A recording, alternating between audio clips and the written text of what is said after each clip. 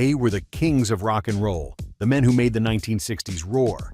But behind the music, behind the sold-out shows and screaming crowds, some of rock's biggest names were quietly being shown the door, banned from venues, hotels, and entire cities for behavior that went well beyond the pale. If the wild history of rock and roll in its golden era is something you love, consider subscribing so you never miss a video like this. Number 10. Keith Moon.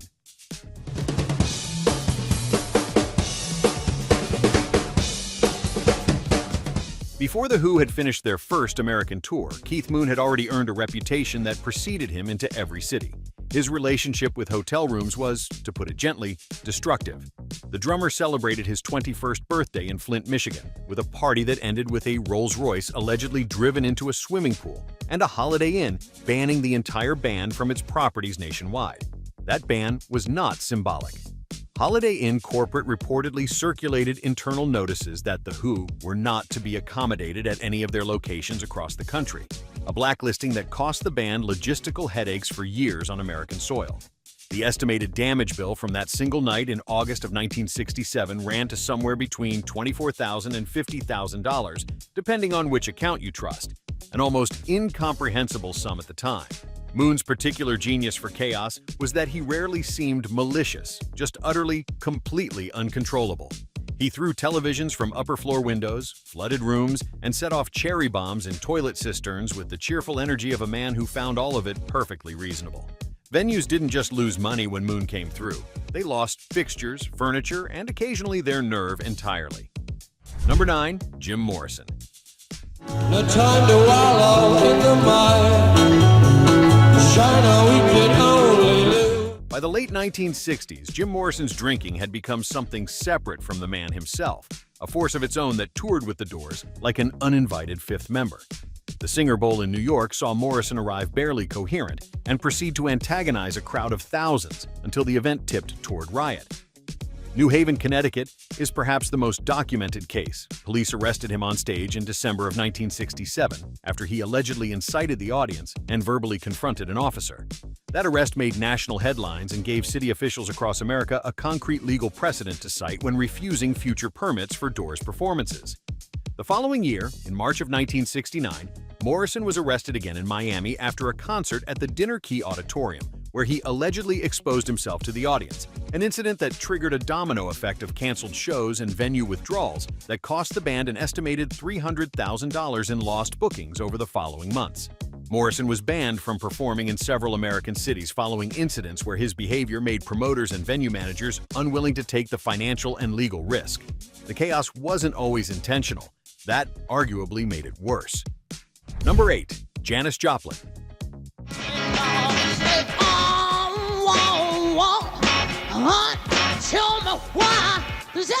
Janis Joplin's voice was one of the most raw and powerful sounds the 1960s produced.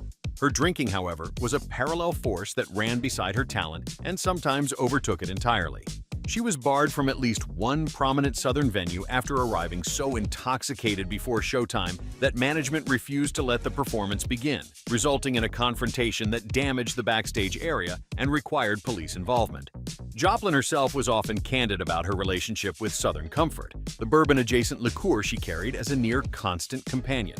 The brand reportedly gifted her a fur coat in exchange for the free advertising her public association with the product generated, a strange commercial relationship born entirely from her very real addiction.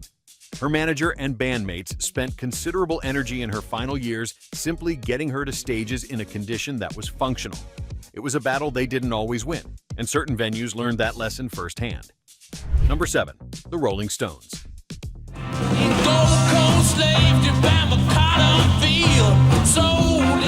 As a collective, the Rolling Stones were considered genuinely dangerous by venue managers across Britain and parts of Europe by the mid-1960s. The Stones weren't merely a band, they were an event, and not always a welcome one. Riots accompanied their early tours with a frequency that led several civic halls and theater chains in the United Kingdom to impose outright bans. The Odeon Circuit, one of Britain's most prominent theater chains at the time, reportedly banned them from multiple venues after fan chaos and backstage damage made appearances more trouble than the ticket revenue was worth. In one particularly damaging incident in 1964, a show at the Empress Ballroom in Blackpool ended with thousands of pounds worth of damage to seating and fittings after the crowd surged the stage. Mick Jagger and Brian Jones in particular developed reputations with London club owners for behavior that mixed arrogance, intoxication, and a complete indifference to consequences. Number 6. Arthur Brown. You know you've really been so blind. Now's your time, burn your mind, you've fallen. Arthur Brown is a name that fewer people remember today, but in the late 1960s he was one of rock's most theatrical and unpredictable performers.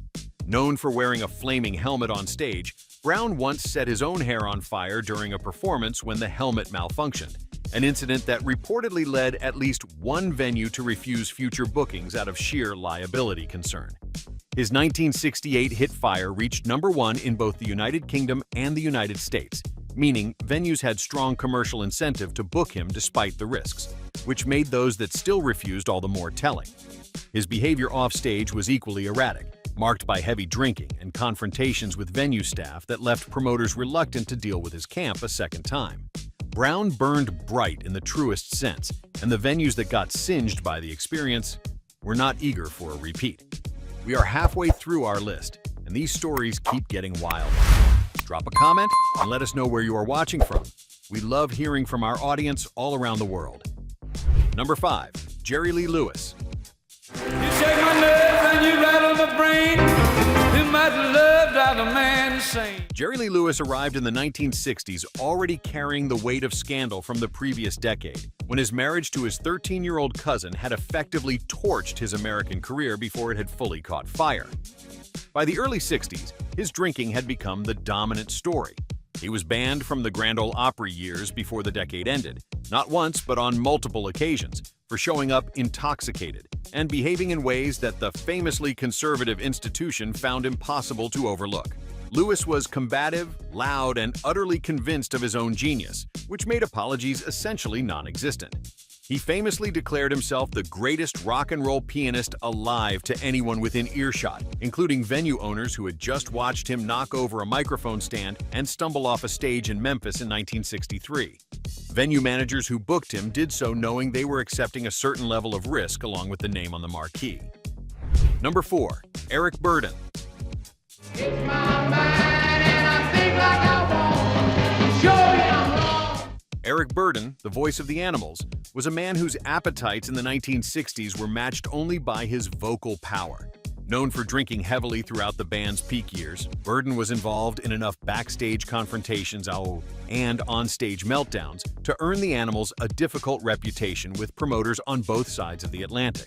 Several British ballrooms reportedly refused to rebook the group after early engagements ended with property damage, amplified arguments, and at least one incident involving broken bottles in a dressing room. Burdon himself later acknowledged the period with a mixture of pride and horror, the way veterans of a particularly chaotic campaign sometimes discuss the war. He survived it, not every venue did. Number 3. Syd Barrett. I don't care if the sun doesn't shine. Syd Barrett's story is one of the most genuinely tragic in all of rock history, and it belongs on this list not for cruelty or arrogance, but for the chaos that mental deterioration and substance use can produce in public spaces. By 1967 and into '68, Barrett's behavior had become so unpredictable that Pink Floyd's remaining members found it impossible to perform with him. On several occasions, he simply stood on stage and did not play, staring into the distance while the band tried to cover around him. At one BBC session in early 1968, he arrived and tuned his guitar down one string at a time throughout the performance until it produced nothing recognizable, leaving producers and engineers with no usable recording and a session fee entirely wasted. Venues that witnessed these episodes were understandably reluctant to rebook. Some promoters in the London circuit reportedly refused to accept Pink Floyd dates, while Barrett remained associated with the band. His bandmates eventually made the agonizing decision to stop collecting him for shows altogether. Number 2. Bon Scott.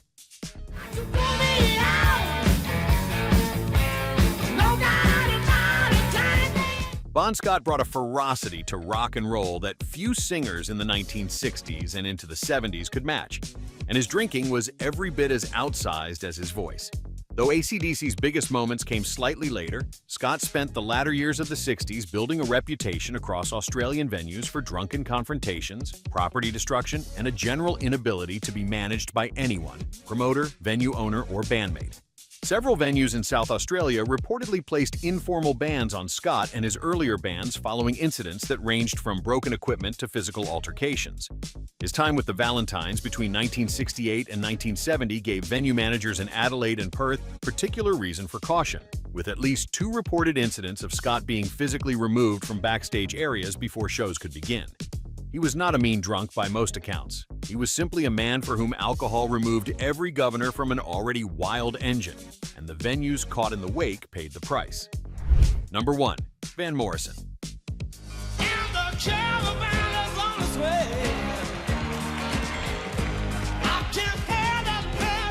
It might surprise some viewers to find Van Morrison closing this list, and perhaps that surprise is the point. Morrison in the late 1960s was not the gentle, reflective figure his later catalog suggests. He was a deeply frustrated, often intoxicated, and legendarily difficult performer whose confrontations with venue management, promoters, and bandmates during that period left a trail of burned bridges across the American touring circuit. Club owners in the northeastern United States reportedly grew wary of booking him after a string of incidents in which he arrived impaired, clashed with staff, and in some cases cut shows significantly short before walking off stage without explanation. His disputes with Bang Records and label founder Burt Burns created a legal and professional atmosphere so toxic that Morrison was essentially paralyzed professionally for stretches of 1967 and 1968, unable to record freely and increasingly isolated from the industry machinery that could have protected him. What makes Morrison's case quietly fascinating is that beneath all of it was one of the most genuinely gifted songwriters of his generation. The chaos was real, so was the talent. And in the end, the talent is what most people chose to remember.